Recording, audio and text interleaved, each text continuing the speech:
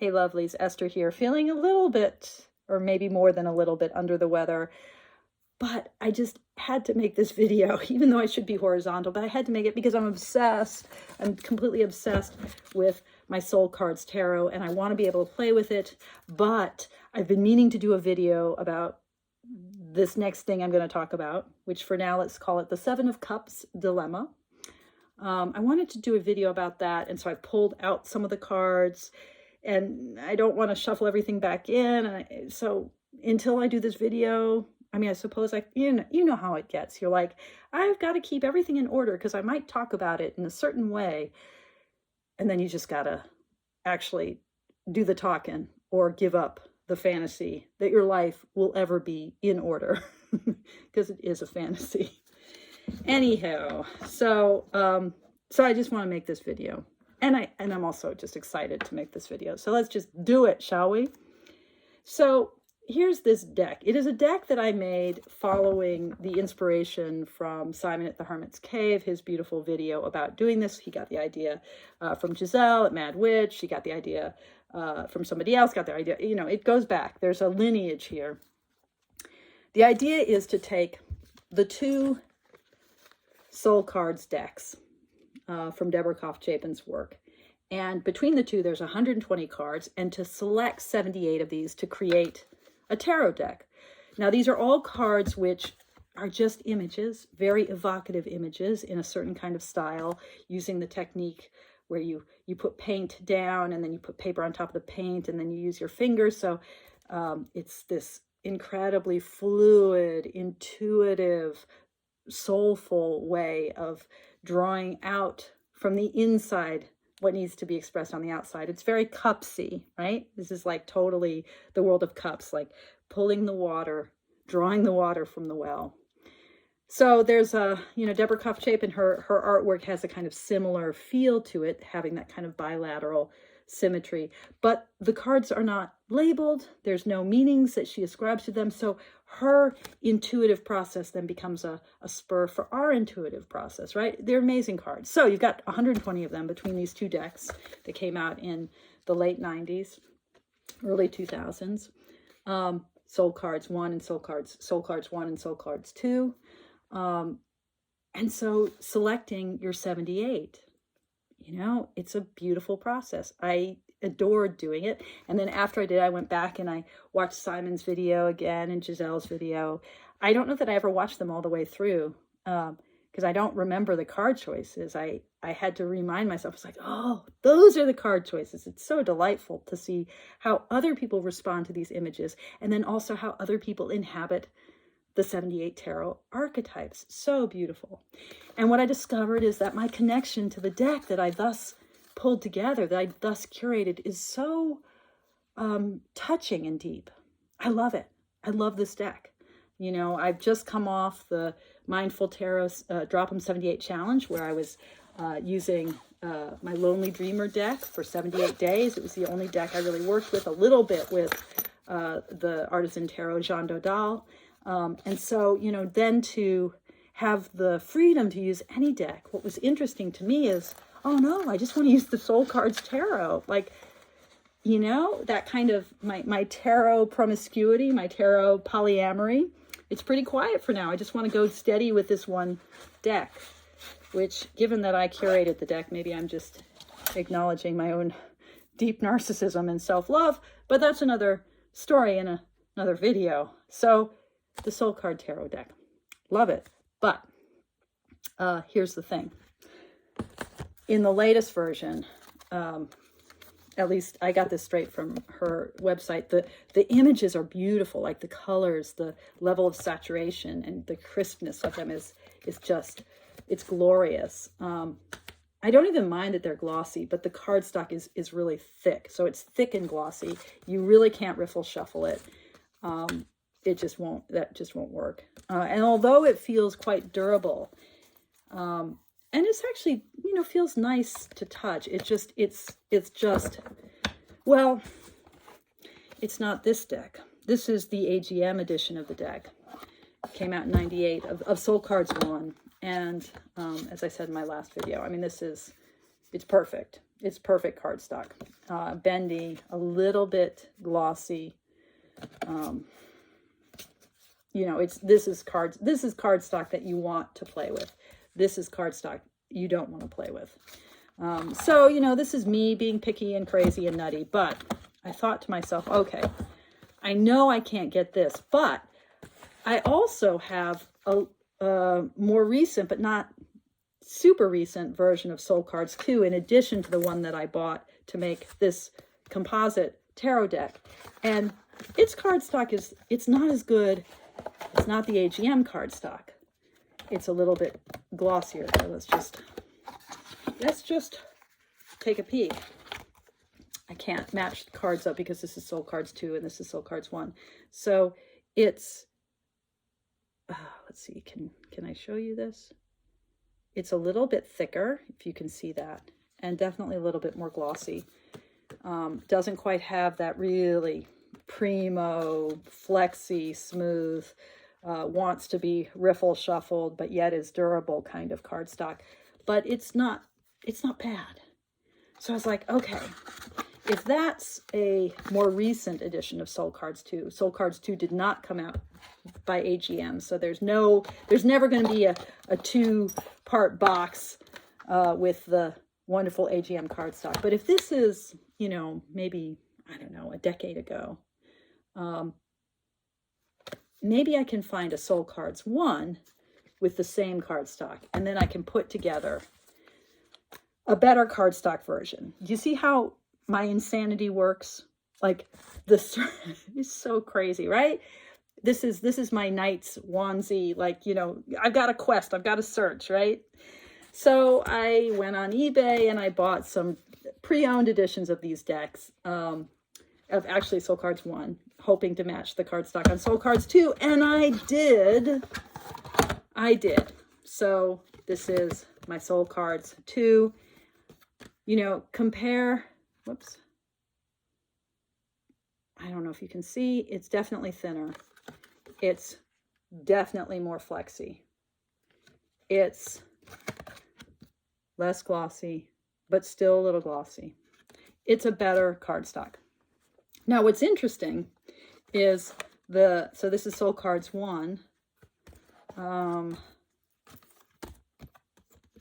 blue is different. Isn't that interesting? And all of these are different from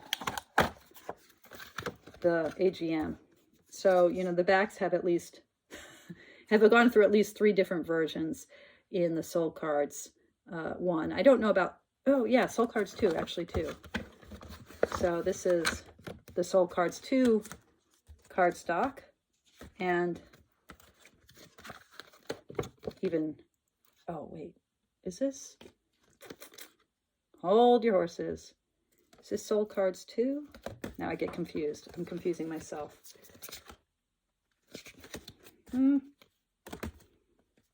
Yeah, no, this is Soul Cards 1 color, is the blue.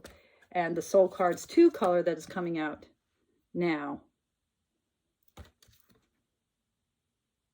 Really, really different. So, I just dropped a card. Hello again. So, you know, everything's shifted slightly, right?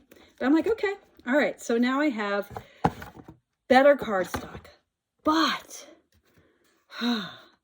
Soul Cards 1, the difference between this edition and this one, I'm going to say this is like maybe, this is 1998, the 2-part box. I'm going to say this is like probably some, I don't know when it changed, but somewhere in the 2000s.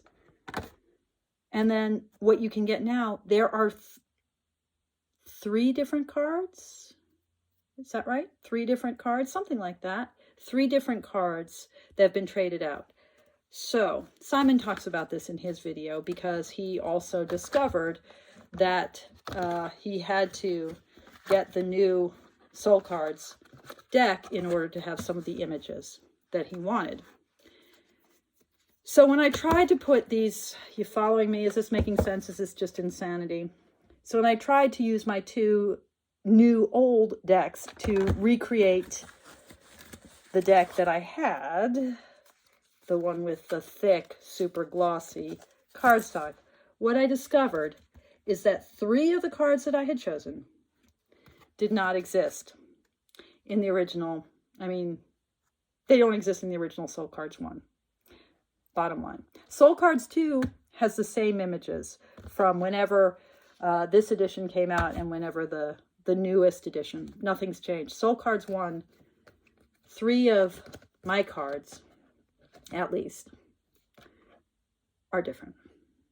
So this is my Star. This is my 3 of Cups. And this is my Queen of Cups. So what do I do, right? What do I do? So I went to the deck, the new decks, and I went to the cards that were left out to try to envision how to replace these 3 cards. Now, this is the hardest one because I love this star. I love everything about it. I mean, they're stars. It's an angel. It's protective.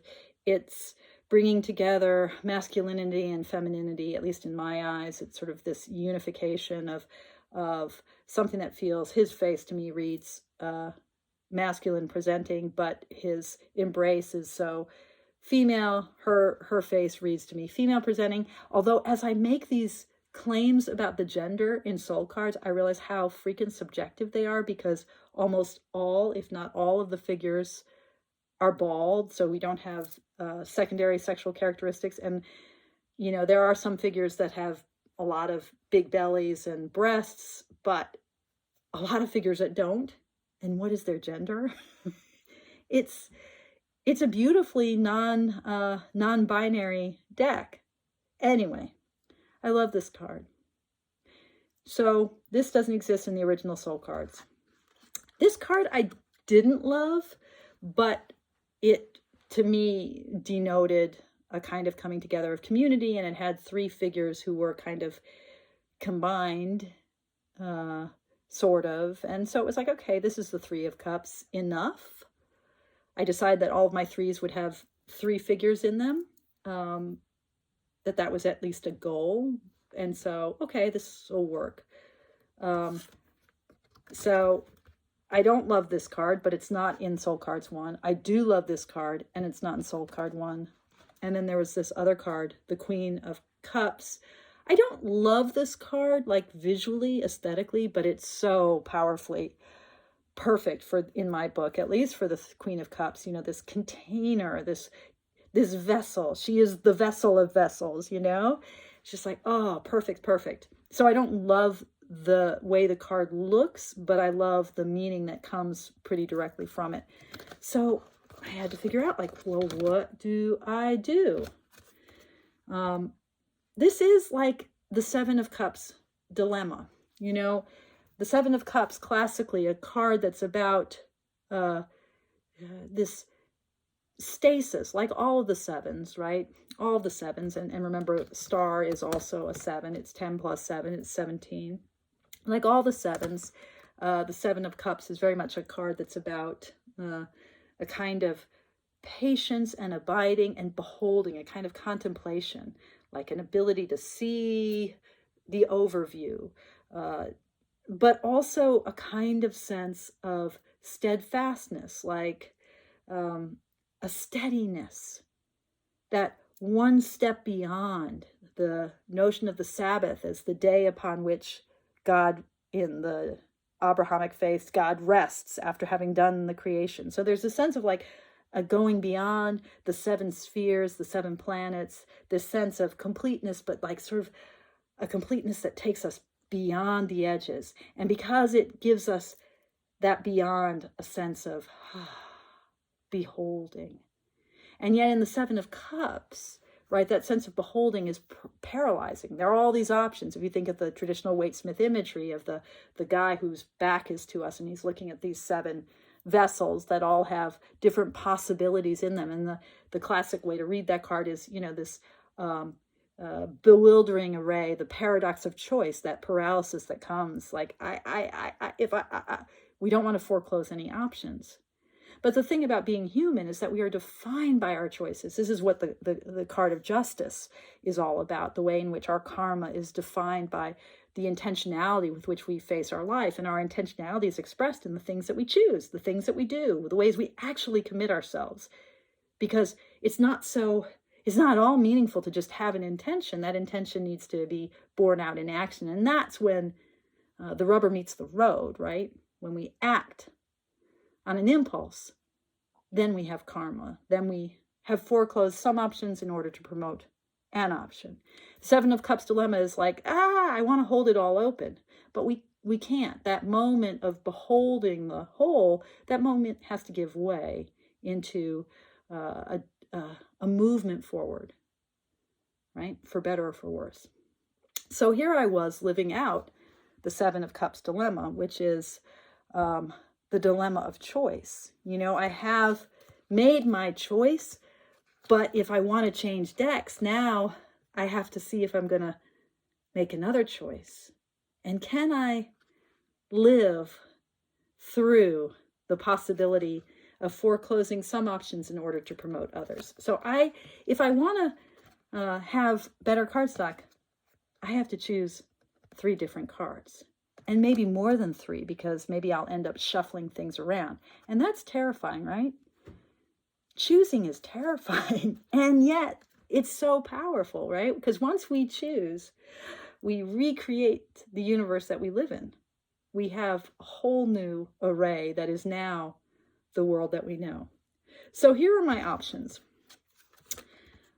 For the Queen of Cups. So, for me, the world of water, of cups, of soul, of imagination, of emotionality and relationship, that's what the cups are all about. And particularly the depths of imagination and intuition. So, this Queen of Cups just quite literally was a container of water, of those depths. And that watery pool always makes me think of water as we see it in the major arcana, particularly in the moon. And this was the card that I chose as the moon, because it's a card, there is no actual moon in this, but it's a card that's about our capacity to reflect on what's in the depths. Now, this could easily become a Queen of Cups, right? The cup, the queen of the world of dream, the queen of the world of intuition, the queen, this figure, right? Again, this is one of Deborah Koff-Chapin's marvelous non-binary figures, but I will read her as queen, although queens in tarot, the tarot forces binary gender. Deborah Koff-Chapin helps us out by unsettling it. But so here she is in reflection and repose. But I love this card as moon so much. So it feels really, really hard to pick that card. Now, this is my King of Cups, who gives us this kind of airiness. All my kings are, the element I associate with the kings is air. And so this sort of airy mind, expansive thing, but his hands look like they're cupping something. And this almost looks like a seashell. So this was my King of Cups. And then, I had my vessel-y queen. He's in a different place than her. They kind of go okay together. But then what would be my moon? Now, this is a moon card that a lot of people have chosen. There's no water in this card. And to my mind, I was initially seeing this as a masculine face. Again, it's like Deborah Koff-Chapin. To me, the moon really has to be gendered female in the binary structure of the tarot, and this more masculine looking figure. But what the heck? What am I doing? Like, this could be my moon, or maybe this is my king. Now, if this is my king, does that help me out? Does this become my queen? But then what is my moon? You see where I'm going? So let's put that aside for a second. This star card that I love, what's going to be my star? So I have 2 options.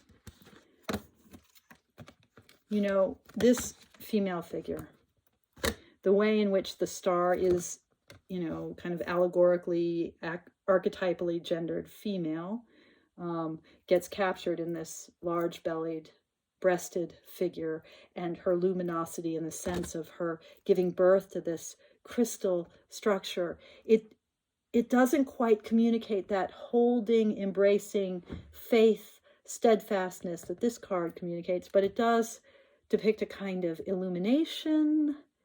But is that what I think the star is?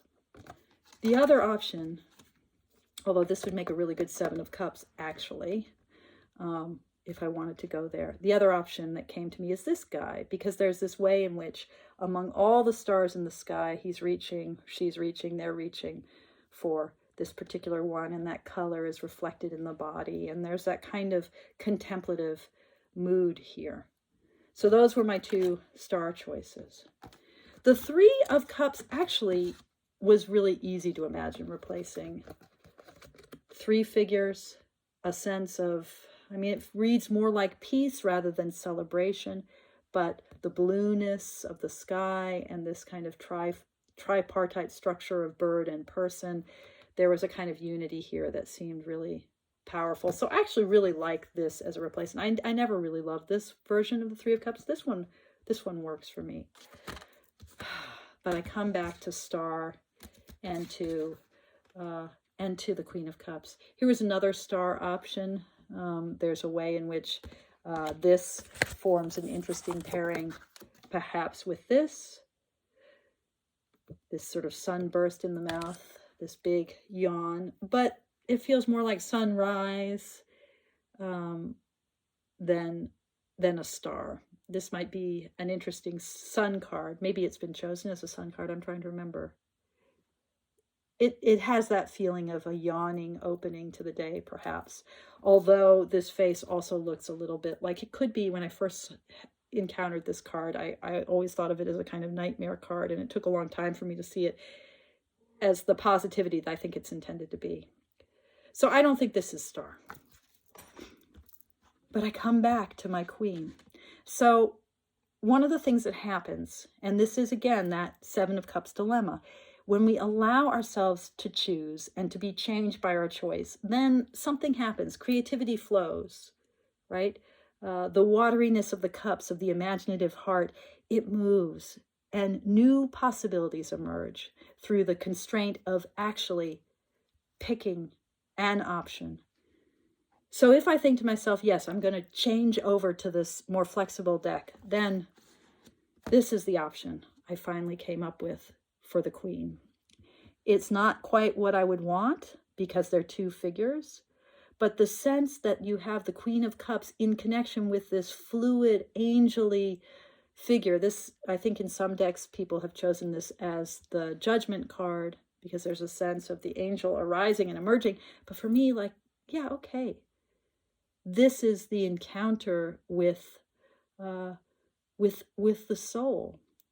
You know, that the Queen of Cups, this is not a Queen of Cups where the focus is really on, oh, she's so empathic, she's so compassionate. It's more, she is water of water. She is the mother of imagination. And this as an image of the imagination bursting forth, heading up, always up, right?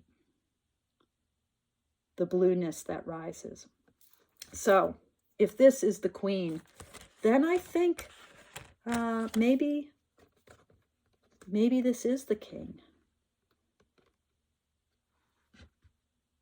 The color palette, that the blues of the color palette is really powerful for the royals and the cups, and this sense that the king echoes this way in which the moon brings in kind of sense of reflection, and that wateriness of the unconscious, of the imagination.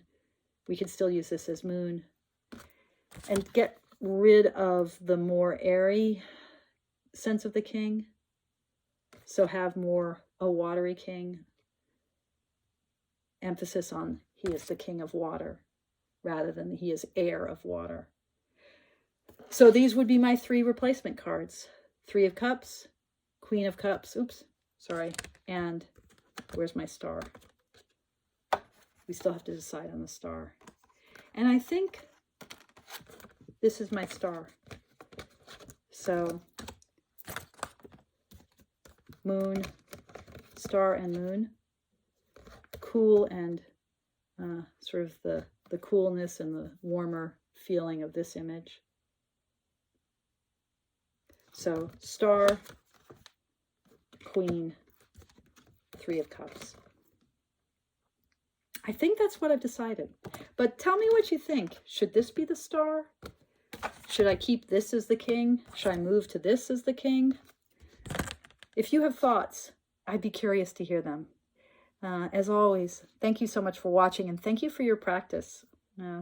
It enriches me no end. Okay, toodaloo.